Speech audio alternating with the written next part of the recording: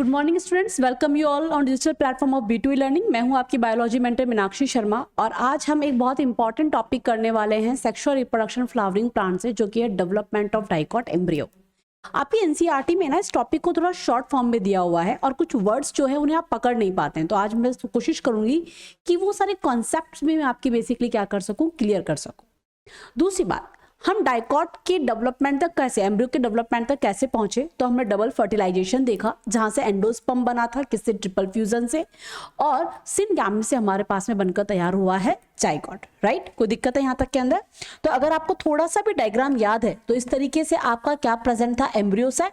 Embryo sac को integumented था, जिसे आपने क्या कहा था बच्चे, ओव्यूल, और जिस तरफ इंटेग्यूमेंट्स नहीं थे उस जगह को आपने कहा था माइक्रोपाइल। तो माइक्रोपाइल की तरफ तो हमारे पास में क्या बनकर तैयार हुआ है, जाइगोट्स। तो आप इस वाले एंड को कौन सा एंड कह सकते हैं, माइक्रोपाइलर एंड बोल सकते हैं, इफ यू रिमेंबर, है ना। और इसके अपोजिट जो बिल्कुल एंड होता है, जो कि बेस होता है किसका, ओव्यूल का, इसे आप क्या कह सकते हैं, चिलाजल एंड कह सकते हैं। क्लियर? तो हुआ क्या है, माइक्रोपाइल की तरफ सिनगैमी से जाइगोट बना है और उसी के ऊपर की तरफ ट्रिपल फ्यूजन से आपके पास में क्या बनकर तैयार हो बच्चे, एंडोस्पर्म बनकर तैयार हो गया है। अब याद कीजिए, एनसीईआरटी कहती है कि जाइगोट में डेवलपमेंट स्टार्ट हो उससे पहले पहले एंडोस्पर्म में डेवलपमेंट क्या हो जाता है, स्टार्ट हो जाता है, और हो भी जाना चाहिए, क्योंकि डेवलप होते हुए जाइगोट को ड्यूरिंग द एम्ब्रियोनिक डेवलपमेंट ये जो न्यूट्रिशन है ये कौन देगा बच्चे, एंडोस्पर्म देगा।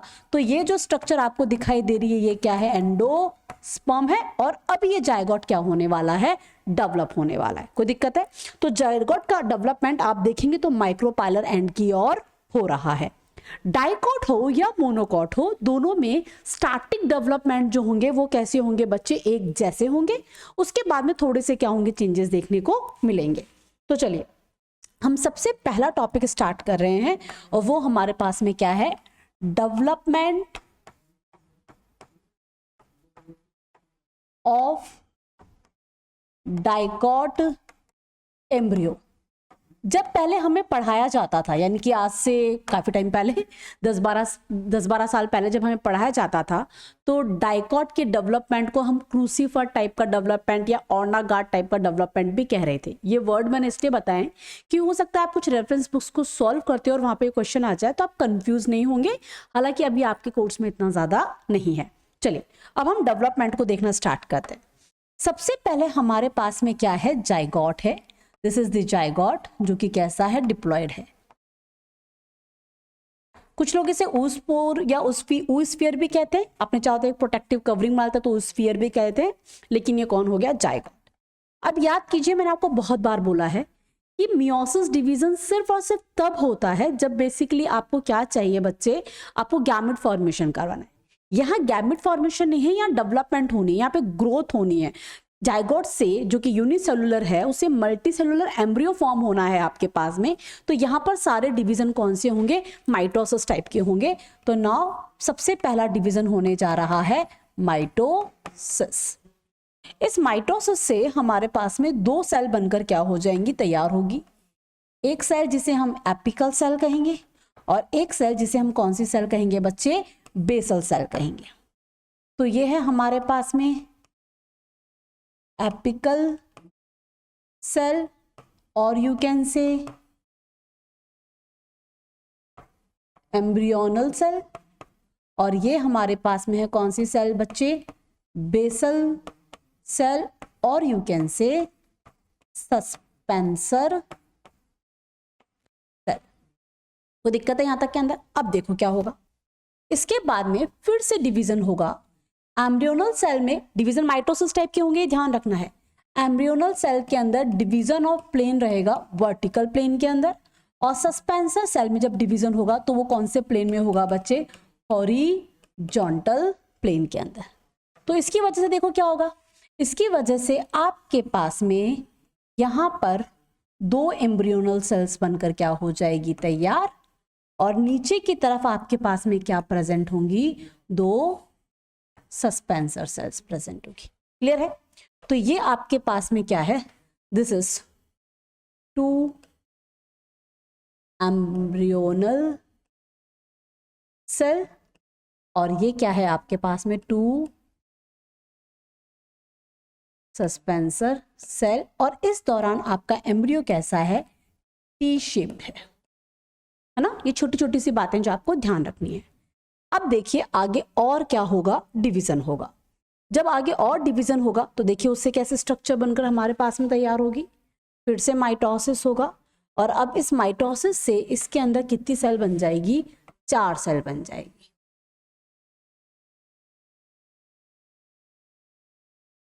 राइट, और यहां पर सस्पेंसर सेल भी क्या कर जाएगी, डिवाइड कर रही है।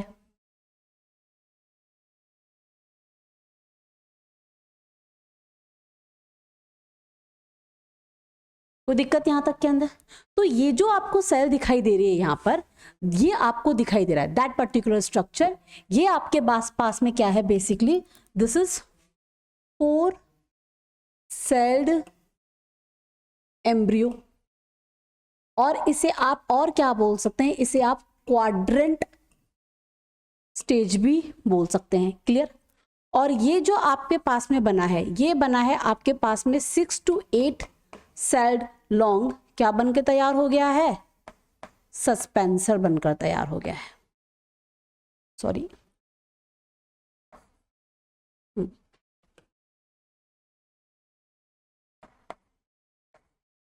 कोई दिक्कत है यहां तक के अंदर? अब देखो सस्पेंसर क्या करेगा, अगर आपको इससे पहले वाला डायग्राम याद है तो खुद सोच के देखो ना, जब यहां पर सस्पेंसर बन रहा होगा, यहां पर क्या बन रहा है, सस्पेंसर, तो एक बात बताओ, ये इस एम्ब्रियोनल सेल्स को एंडोस्पर्म में क्या कर देगा, धकेल देगा, और वहां से सीधा क्या मिलना स्टार्ट हो जाएगा, न्यूट्रिशन मिलना स्टार्ट हो जाएगा।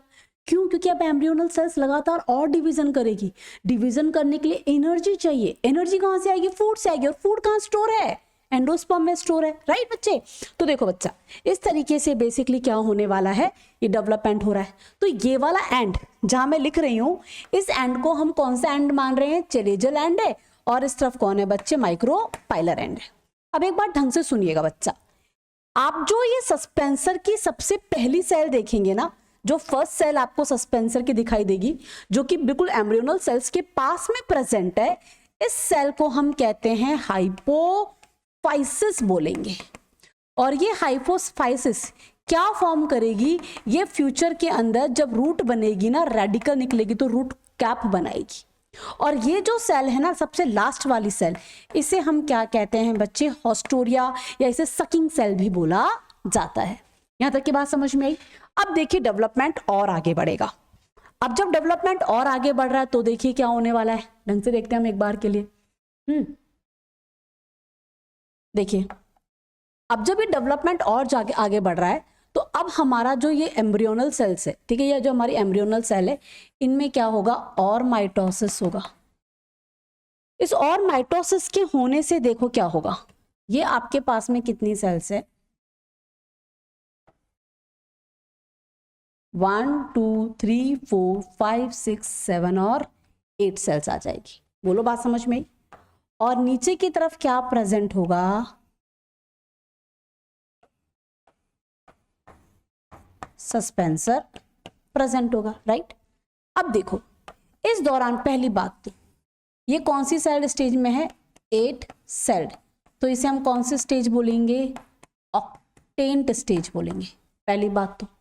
दूसरी बात क्या है, ये ऊपर वाले जो सेल्स है ना, इन ऊपर वाली सेल्स को हम क्या कहेंगे बच्चा, इन्हें हम कह देंगे 4 एपी बेसल सेल। ये 4 एपीबेसल सेल्स आगे जाकर क्या बनवा के देगी, पहले तो बना के देगी ये आपको 2 कॉटिलेज, इसके अलावा ये आपको प्लिम्यूल बना के देगी, इसके अलावा ये आपको एपीकोटाइल बना के देगी। बिल्कुल ध्यान रखिएगा, है ना। अब हमारे पास में है नीचे वाली 4 सेल्स। राइट? नीचे वाली 4 सेल्स जो है, इन्हें हम क्या कहेंगे, दीज आर 4 हाइपोबेसल सेल्स। ये आपको फ्यूचर में क्या बना के देगी, इनसे बनेगा रेडिकल। ये वाली सेल कौन सी है, हाइपोफाइसिस है, ये रेडिकल के बनते रूट कैप बना देगी। और क्या बनेगा, हाइपोकोटाइल हाइपोकोटाइल। क्या होता है हाइपोकोटाइल, ये मैं अभी आपको बताऊंगी। कोई दिक्कत है यहाँ तक के अंदर? अब इसमें और ज्यादा क्या होंगे, डिवीजन होंगे। अभी कौन से स्टेज में था ये, 8 सेल्ड स्टेज में था। अब देखिए कैसा बन जाएगा। इसके बाद में और ज्यादा डिवीजन होंगे, और ज्यादा डिवीजन होने पर ये स्टेज कुछ ऐसी दिखाई देगी।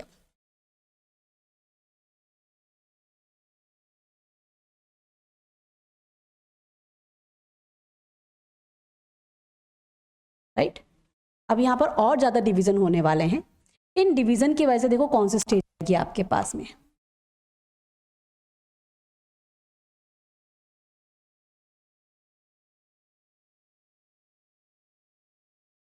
टू, 3, 4, 5, 6, 7, 8।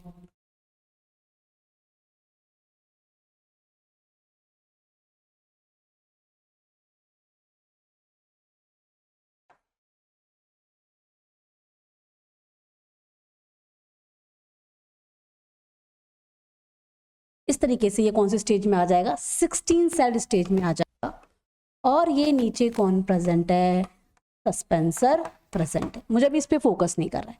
तो ये जो है इसे मैं कौन सा एम्ब्रियो कहूंगी, ग्लोब्यूलर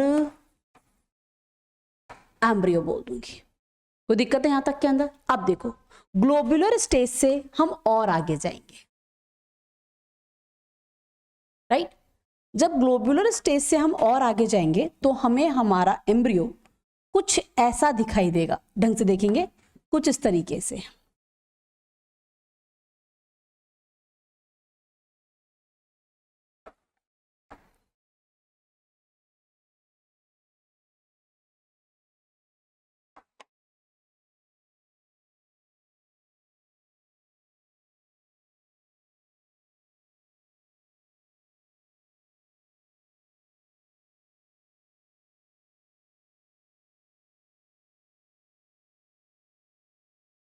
तो ये वाले जो स्ट्रक्चर आपको दिखाई दे रही है, इसे तो आप क्या कहेंगे, प्लूम्यूल है ये दोनों आपको क्या दिखाई दे रहे हैं बच्चे, कॉटिलिडन दिखाई दे रहे हैं। बोलो बच्चे, बात समझ में आई? ये आपको क्या दिखाई दे रहे हैं, यहाँ पे हाइपोकोटाइल होंगे, यहाँ पर कौन प्रेजेंट होगी बच्चे, रेडिकल प्रेजेंट होगा। क्लियर? और इस दौरान जो आपका एम्ब्रियो है वो कौन सी शेप में होगा बच्चे, हार्ट शेप स्टेज में होगा। कोई दिक्कत है?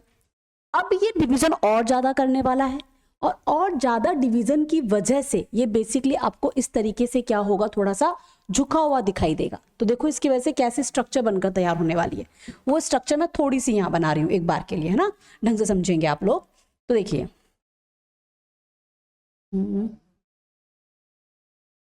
Yes, just a minute.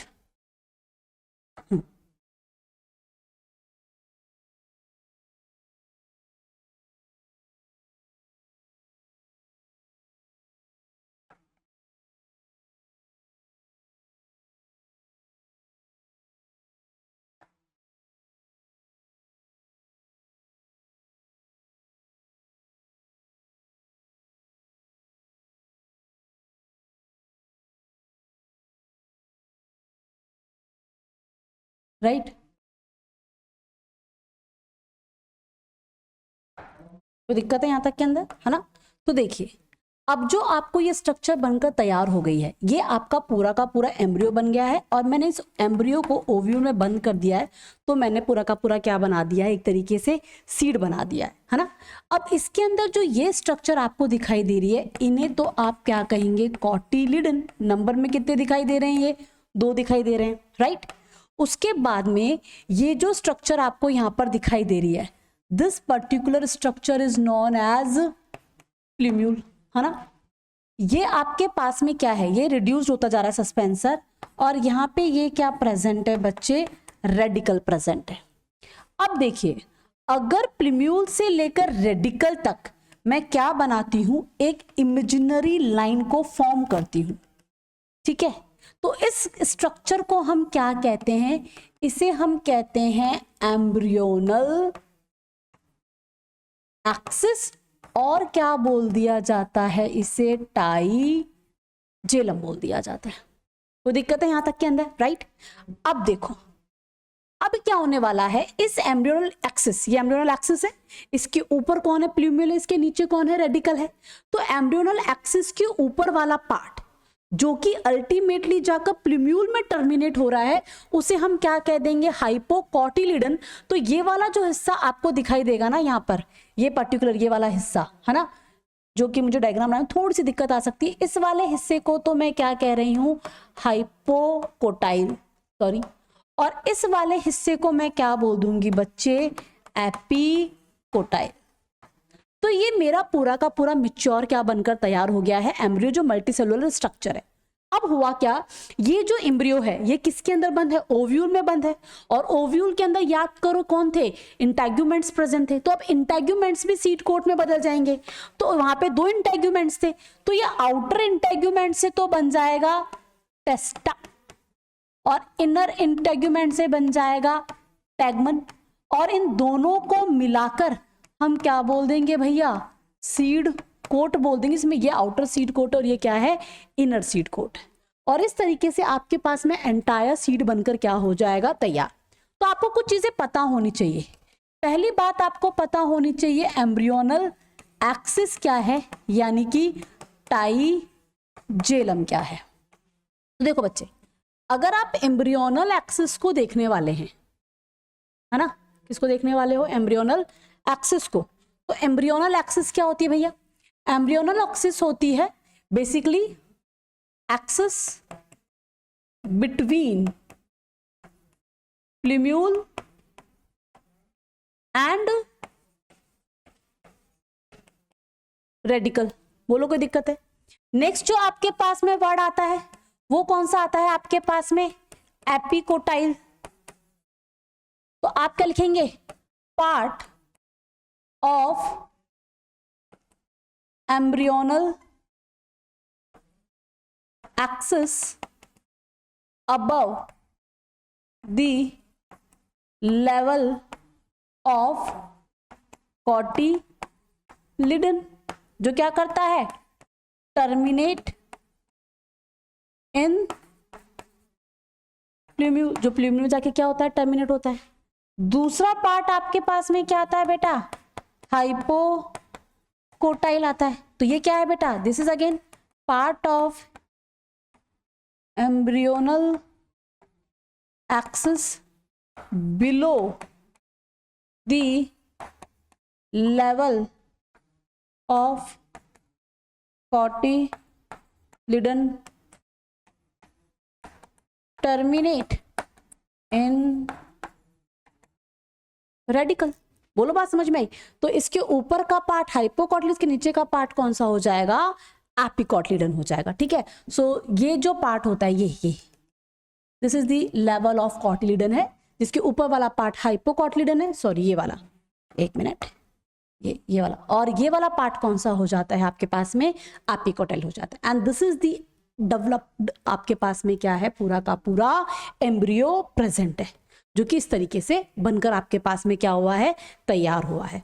Right, कोई दिक्कत यहाँ तक के अंदर, आई होप कि इसमें कोई ज्यादा दिक्कत होनी नहीं चाहिए, है ना। अब देखो, तो देखिए, अब डाइकॉट एम्ब्रियो के बाद में हम जिस टॉपिक को करने वाले ना बच्चे, उसका नाम है डेवलपमेंट ऑफ मोनोकॉट एम्ब्रियो।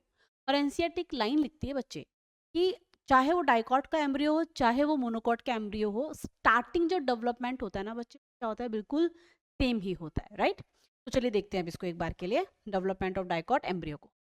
देखिए, हमारे पास के अंदर सिनगैमी से जो स्ट्रक्चर बनकर तैयार हुई है, उस स्ट्रक्चर का नाम है बच्चे जाइगोट। और ये जो जाइगोट है वो कैसा है, 2n है। और इस जाइगोट के अंदर इस तरफ तो कौन सा एंड है, चलेजल एंड है, और इस तरफ कौन सा एंड है, माइक्रोपाइलर एंड। क्लियर। अब इस जाइगोट के अंदर बेसिकली क्या होगा, इस जाइगोट के अंदर होंगे बच्चे ट्रांसवर्स डिवीजन। डिवीजन, और डिवीजन का टाइप याद रखिएगा, कोई गैमेट नहीं बन रहा है यहाँ पर एक नॉर्मल ग्रोथ के लिए डिवीजन हो रहे हैं, तो माइटोसिस होगा। और उससे हमारे पास में कितनी सेल्स बनकर तैयार हुई है, 3 सेल्स बनकर क्या हुई है, तैयार हुई है। एक डिफरेंस है ना, देखा जाए तो एक हमारे पास में टर्मिनल सेल बन रही है, तो इसे हम कौन सी सेल कहेंगे बच्चा, this is known as terminal cell. फिर एक हमारे पास में यहाँ पर बनकर तैयार हो रही है, बीच में एक सेल है जिसे हम कौन सी सेल कहेंगे बच्चे, मिडिल सेल। और एक और हमारे पास में क्या बनकर तैयार हुई है, सेल बनकर तैयार हुई है जिसे हम क्या कहेंगे बच्चा, basal cell, right. Basal cell जो होती है ना, ये इसका कुछ ज्यादा काम नहीं है, ये क्या हो जाएगी, ये बेसिकली करती है एब्जॉर्ब करती है किसको बच्चे, न्यूट्रिशन को, एंड बिकम डेवलप, और डेवलप हो जाती है। वो दिक्कत है यहाँ तक के अंदर। ये जो आपको टर्मिनल सेल दिखाई दे रही है, is going to form cotyledon, और यहाँ पे कॉटिलिडन बहुत ही पतला सा होगा और पेपरी होगा, जो हम दिखाएंगे। और फिर ये हमारे पास में कौन सी सेल है, मिडिल सेल है, ये मोस्ट ऑफ द पार्ट बनाती है। तो most of the part of embryo, जैसे कि फॉर एग्जांपल यही क्या बनाएगी, प्लूम्यूल को बनाएगी, यही किसको बनाएगी बच्चे, रेडिकल को बनाएगी, यही हाइपोकोटाइल बनाएगी, यही क्या बनाएगी, एपिकोटाइल बनाएगी, राइट। अब देखिए, लगातार डिवीजन होते रहने की वजह से अब कौन सी कंडीशन आने वाली है, कुछ इस तरीके से बनकर आपके पास में क्या होगा, स्ट्रक्चर तैयार होगी। ये देखो,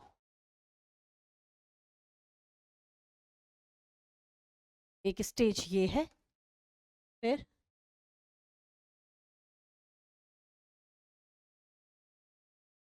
एक स्टेज ये है, और ये एक आपके पास।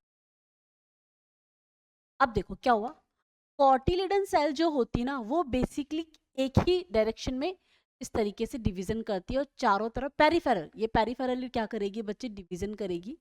और इस टर्मिनल सेल से ये क्या बनकर तैयार हो गया, हमारे पास में कॉटिलिडन बनकर तैयार हो गया, जो कि यहाँ पर नंबर में 1 होगा, साथ ही साथ के अंदर कैसा होगा, थिन होगा, और कैसा होगा बच्चे, पेपरी होगा, पेपर जैसा होगा, राइट। अब देखिए बच्चा, नेक्स्ट हम इस पर आते हैं। इसके अंदर जो सेल्स डेवलप हो रही ना बच्चे, उसमें जो डिवीजन हुए होंगे, वो हर पॉसिबल डायरेक्शन में डिवीजन हुए होंगे, बोलो ही नहीं। तो यहाँ पर क्या बनकर तैयार होगा, मास ऑफ सेल्स, ठीक है। और ये आपके पास में सिंगल सेल क्या रहेगी बच्चा, बेसल सेल। अब डेवलपमेंट के साथ साथ इसके अंदर क्या होते चले जाएंगे, कुछ चेंजेस होते चले जाएंगे, राइट।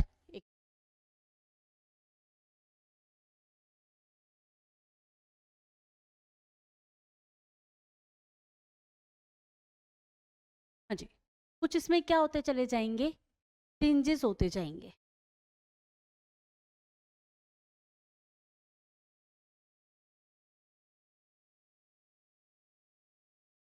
देखो अब ये चेंजेस क्या होने वाले, आई होप क्लियर अब दिखाई देगा आप लोगों को। तो ये जो चेंजेस हो गए ना, उसकी वजह से देखो क्या होने वाला है, उसकी वजह से ये आपके पास में एम्ब्रियोनल सेल है, ये कुछ ऐसी हो जाएगी।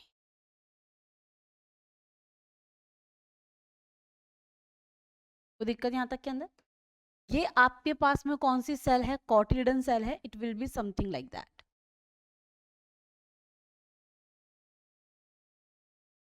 और यहाँ पर आपके पास में कौन प्रेजेंट होगी, अच्छा यही जो सेल है ना, यही किसको बनवाने वाली है, यही सस्पेंसर को भी बनवाती है। तो ये जो यहाँ पे मिडिल सेल थी ना, यही क्या बनवाती है बच्चे, सस्पेंसर भी बनवाती है, राइट। और यहाँ पर आपके पास में कौन प्रेजेंट है, बेसल सेल, और यहाँ पर आपके पास में प्रेजेंट है भैया सस्पेंसर। ये आपको क्या दिखाई दे रहा है, कॉटिलिडन, और ये आपको क्या दिखाई दे रहा है, एम्ब्रियो दिखाई दे रहा है। तो दिक्कत है। अब अगर इस डायग्राम को हम और ढंग से देखें तो देखो ये कैसा दिखाई दे,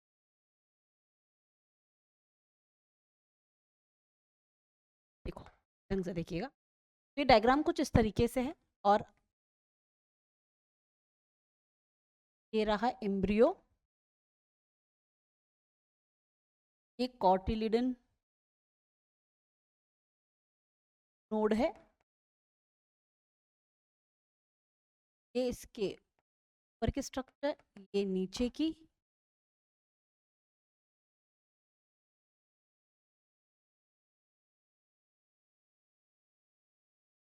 यहाँ एक स्ट्रक्चर है, ये बेसल सेल है जो धीरे धीरे खत्म हो जाएगी। दिस इज सेंसर जो यहाँ पे सिंगल सेल्ड होता है और यहाँ पर कवर किए हुए ऐसे। तो ये पूरा का पूरा ऐसे बनकर तैयार हो गया। अब इसे देखो हम क्या कहने वाले, दिस इज कोटिलिडन नोड, है ना, ये एम्ब्रियोनल एक्सिस है, ये प्लीम्यूल है,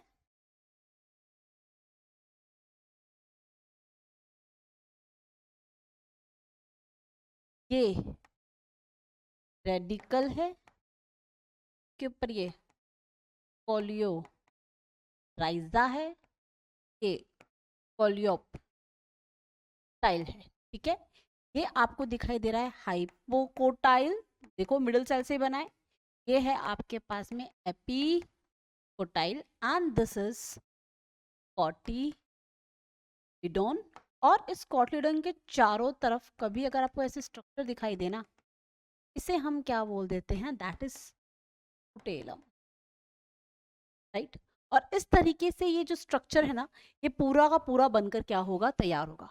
अब ये स्ट्रक्चर प्रेजेंट कहाँ पर होगा, अगर देखें तो मैं आपके पास में आपके बुक पर जाती हूँ और मैं मेज का डायग्राम बना के दिखाती हूँ आपको, मेज सीड का, कि सीड में क्या प्रेजेंट होता है बच्चे, एम्ब्रियो प्रेजेंट होता है। तो जहां तक मुझे याद है आपके एनसीईआरटी में कुछ इस तरीके का एक डायग्राम दिया हुआ है आप लोगों को,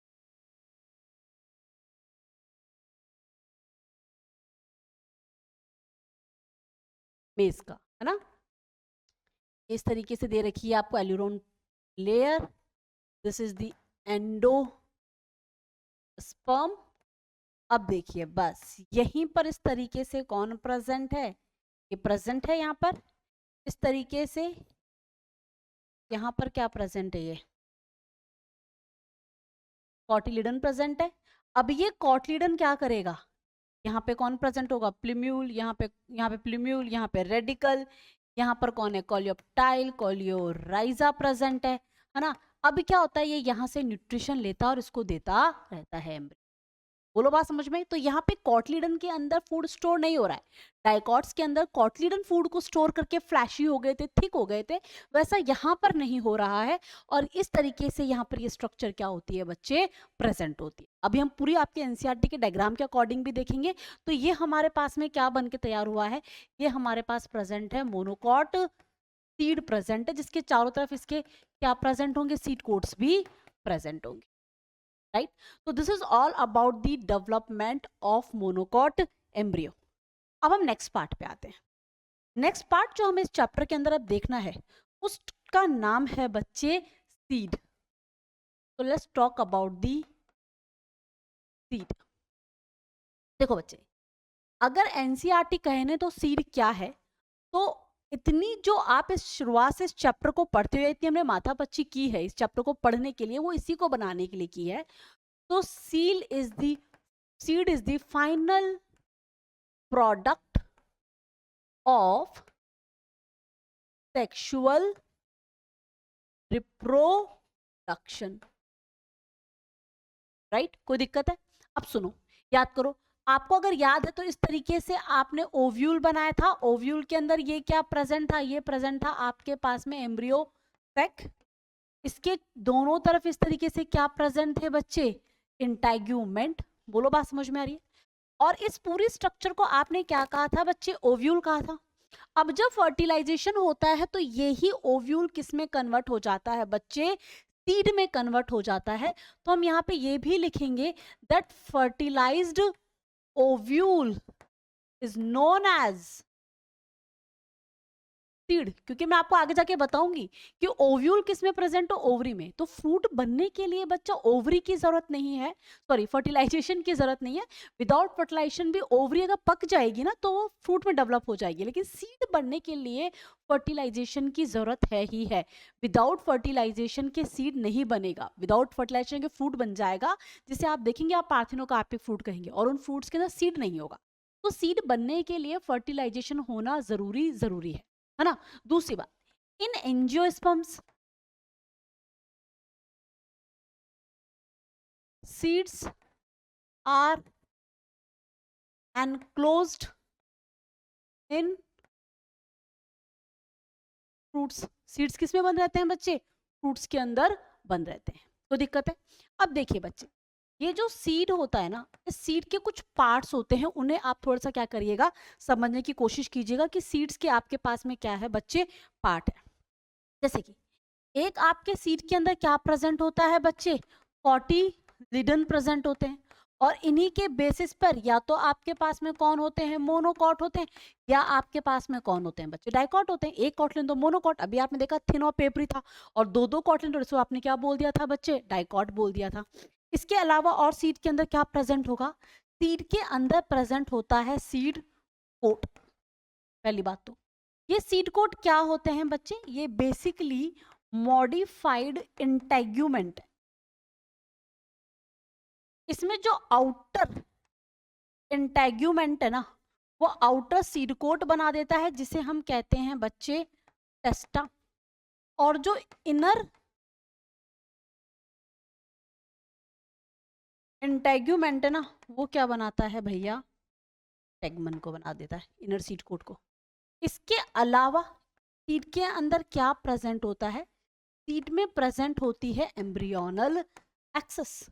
ये जो एम्ब्रियोनल एक्सिस है ना यहाँ पर, इसके अंदर कौन होता है, इसके अंदर होता है प्लूम्यूल, और प्लूम्यूल के साथ में कौन आ जाता है बच्चे, रेडिकल।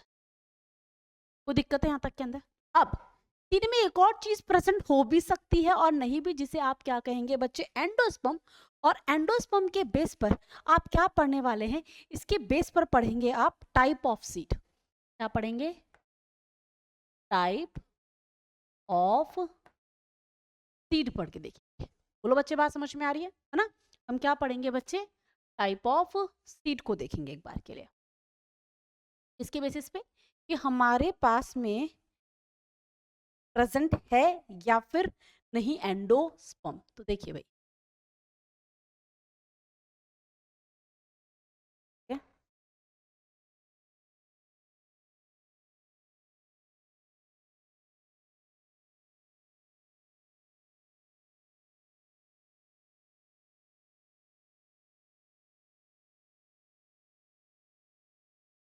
देखिए अब इसके बेसिस पे देखो हमारे पास में कौन कौन से सीड है। देखिएगा, एक तो हमारे पास में सीड हो सकता है बच्चे, जिसे हम कहेंगे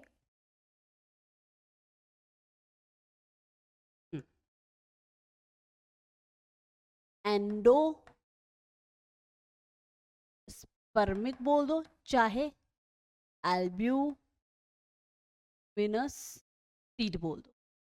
एक हमारे पास में होंगे नॉन एंडोस्पर्मिक बोल दो, या फिर एक्स एल्ब्यूमिनस सीड बोल दो। और एक हमारे पास में कौन से सीड है, पेरीस्पर्मिक सीड प्रेजेंट। कोई दिक्कत है यहाँ तक के अंदर? अब देखो, जो आपके पास में एंडोस्पर्मिक सीड्स है ना, इनमें एंडोस्पर्म प्रेजेंट होगा। कहाँ देखा था अभी आपने एंडोस्पर्म? यहाँ देखा तो था मोनोकॉट में, देखो एंडोस्पर्म दिखाई दे रहा है। डाइकॉट का डायग्राम देख के देखो, वहां पे कोई एंडोस्पर्म दिखाई दे रहा है? नहीं, उन्होंने ड्यूरिंग दी एम्ब्रियोनिक डेवलपमेंट इस्तेमाल कर लिया। मोनोकॉट सीड्स एंडोस्पर्म को बचाते रखते हैं और जर्मिनेशन के टाइम पर भी इसका यूज करते हैं, राइट? तो इनके अंदर बेसिकली क्या होगा, सॉरी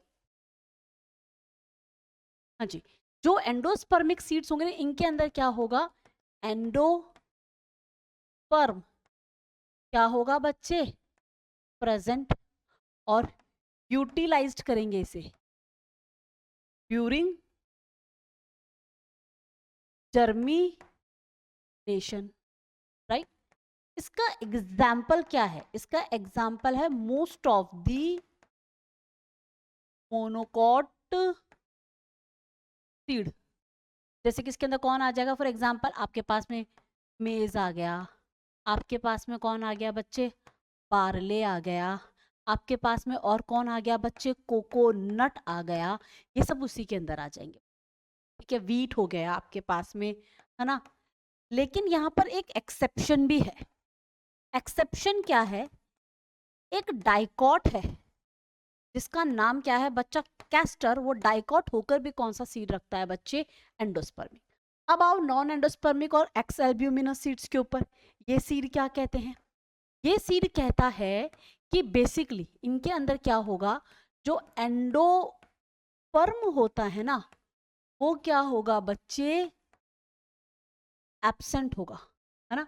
ये क्या करेंगे बच्चा, ये तो जर्मिनेशन के दौरान, ये कब यूटिलाइज कर लेते हैं इसे, utilized during embryonic development only. और याद कीजिए एम्ब्रियोनिक डेवलपमेंट के दौरान ये सारा का सारा जो एंडोस्पर्म होता है वो कॉटिलिडन्स के पास चला जाता है, जिसकी वजह से कॉटिलिडन्स थिक हो जाते हैं और फ्लैशी हो जाते हैं, है ना। अब इसके अंदर एग्जाम्पल क्या आएगा, इसके अंदर एग्जाम्पल आएगा मोस्ट ऑफ दी डाइकॉट। जैसे कि एग्जाम्पल में आप ले लीजिए पी ले लीजिए, आप ग्राम को ले लीजिए, आप ग्राउंडनट को ले लीजिए, बोलो है नहीं, आप बीन्स को ले लीजिए, ये सब इसके एग्जाम्पल है। लेकिन यहाँ पर भी एक एक्सेप्शन है हमारे पास, वो क्या है भैया एक्सेप्शन, एक ऐसा सीड जो कि मोनोकॉट है, लेकिन मोनोकॉट होने पर भी कैसा है बेटा, नॉन एंडोस्पर्मिक है, तो उसे हम क्या कहेंगे बच्चे, वो इसका एक्सेप्शन हो गया। नेक्स्ट आते हैं हम पेरिस्पर्मिक सीड। देखो पेरिस्पर्मिक क्या सीड है, जैसे सीड बनते हैं ना, most of the floral part shed off हो जाते हैं, ठीक है, खत्म हो जाते हैं, यूटिलाइज कर लिए, शेड ऑफ हो गया, ऐसा कुछ भी हो गया।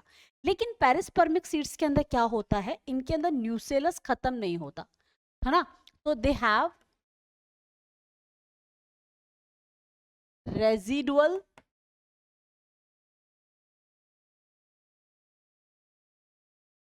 न्यूसेलस। कोई दिक्कत है यहाँ तक के अंदर, तो में न्यूसेलस क्या होता है, प्रेजेंट होता है। इनके एग्जाम्पल में आपके पास में क्या आ जाएगा, इनके एग्जाम्पल में आपके पास में आ जाएगा बच्चे बीट रूट आ गया, बोला ही नहीं है, बीटल नट आ गया, है ना। इसके अलावा कौन हो गई आपके पास में, ब्लैक पेपर हो गई। इन सब के अंदर जो पेरिस्पर्म होता है वो कहीं जाता नहीं है, वो वहीं रह जाता है, तो उन्हें हम कौन से सीड कह देते हैं बच्चे, पेरिस्पर्मिक सीड कह देते हैं। कोई दिक्कत है। अब इसके बाद में एक और चीज थी, इसके बाद में हमारे पास में आती है एक और टॉपिक, और उस टॉपिक को हम नाम देते हैं बच्चे seed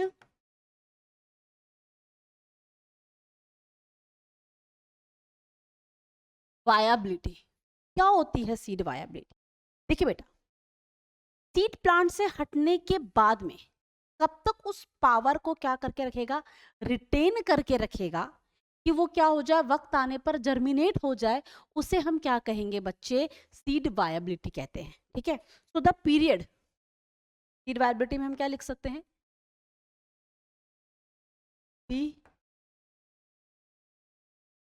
period for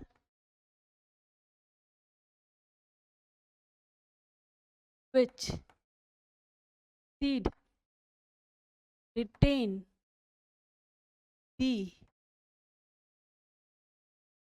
power of, है ना, वो पीरियड जहां पे क्या कर रहा है, पावर ऑफ जर्मिनेशन,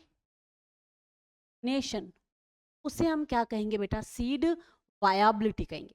अब ये जो सीड वायबिलिटी होती है ना, ये हर एक प्लांट में क्या हो सकती है, अलग अलग हो सकती है। जैसे कि फॉर एग्जांपल अगर आप लेते हैं ऑक्सालिस, तो ऑक्सालिस के अंदर ये होती है बच्चा फ्यू मंथ्स के लिए। ऐसे ही आपके पास में है, एनसीईआरटी में दिया हुआ है एक ल्यूपाइन, है ना, उसका नाम है ल्यूपिनस अरेक्टिकस। ये हमें मिला था नियर आर्कटिक टुंड्रा, है ना। और इसकी जो सीड वायबिलिटी थी वो 10,000 क्या थी बच्चे, ईयर्स थी। यानी कि जब हमने कार्बन डेटिंग से पता करा तो ये सीड 10,000 साल पुराना था, और जब इसे सो किया गया तो ये जर्मिनेट हो गया, यानी अब तक भी क्या चल रही थी, इसकी वायबिलिटी चल रही थी। ऐसे ही हमारे पास में एक और सीड आता है बच्चे, डेट पाम का, फोइनिक्स रेक्टाइलोफेरा, है ना। ये जो होता है इसका सीड क्या था बच्चे, 2000 ईयर था। ये हमें मिला था नियर किंग पोलार्ड्स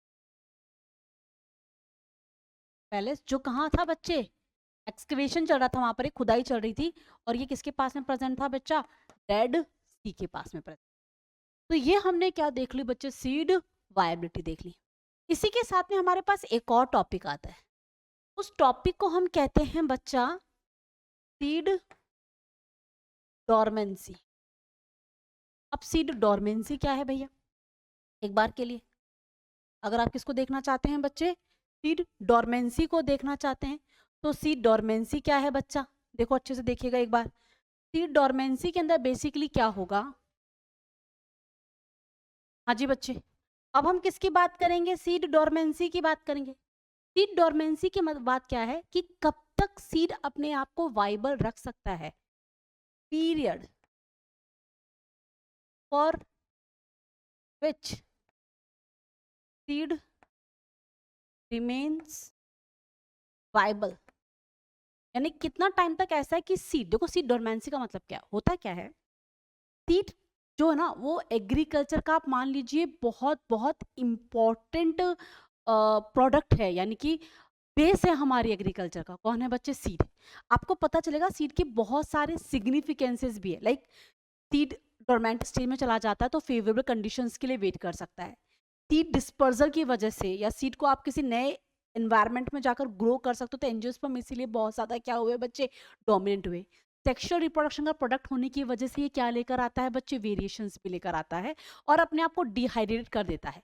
यानी कि सीड डोरमेंसी क्या है, यहाँ पर क्या होगा, यहाँ पर डिहाइड्रेशन हो जाएगा और ओनली 10 to 15% ऑफ मॉइस्चर,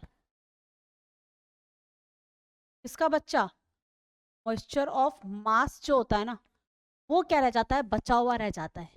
इस दौरान सीड की जो मेटाबॉलिक एक्टिविटीज होती है ना स्लोअर डाउन, क्या बेटा, मेटाबॉलिक एक्टिविटीज को ये क्या कर देता है बच्चे, बहुत ज्यादा स्लो कर देता है और उसकी वजह से ये कौन सी स्टेज में एंटर कर जाता है बेटा, डोरमेंट स्टेज में क्या कर जाता है, एंटर कर जाता है। तो दिक्कत है यहाँ तक के अंदर।